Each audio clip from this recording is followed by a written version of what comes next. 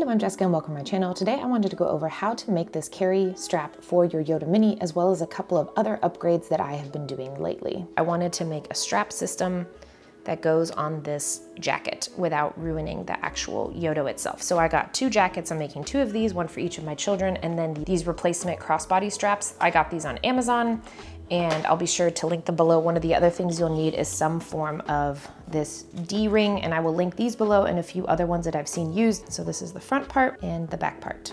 One of the other things you'll need is a hole punch. This one is amazing for hole punching, but it would be really hard to line up the holes. So I'm gonna be using a leather punch, which I happen to already have, but you can pick the size of hole that you want and it makes a hollow hole, which is really nice for this type of a project. You do not need one of these. You could even use a hammer and a nail. So here's my adventure jacket, and we're gonna be measuring the distance from here to here.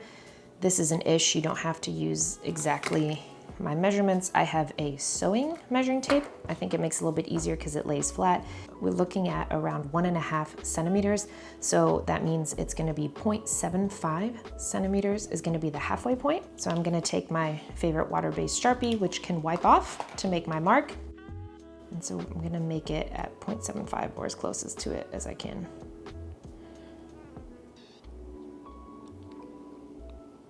So that's it on this side. And then we're gonna do the exact same thing on the other side. Now, if you do wanna make sure that these holes are in the exact same spot, you can also try to punch through the whole way. So I'm gonna punch one and then see if I can get this tool to go through the other one. So I'm using the second to smallest opening.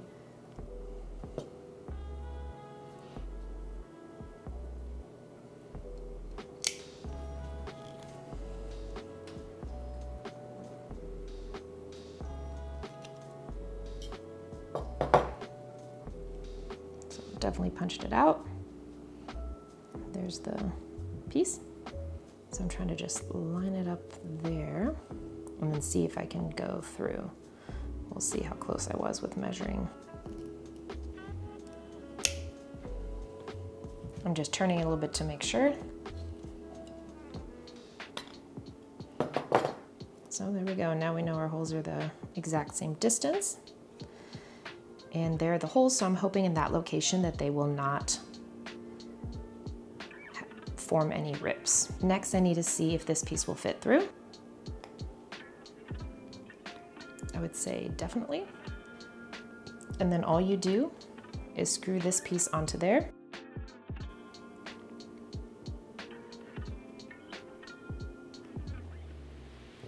And there you go.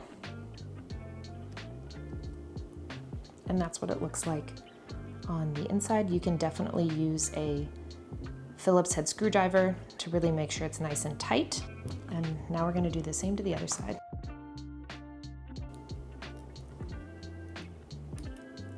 Next, you wanna take your strap. I will be adjusting these for my kids later, but you literally just put it on.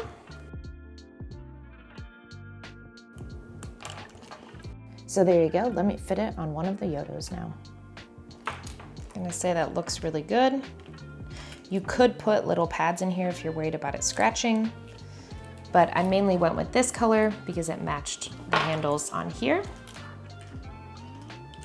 Another great option are these plastic tabs that are sticky at the bottom. They are very easy to remove, and it's great for keeping sets together, especially when out and about. And so now I'm going to put these together on one of these rings. So make a figure 8, then it undoes. Put them all on. Put it together, make a figure 8.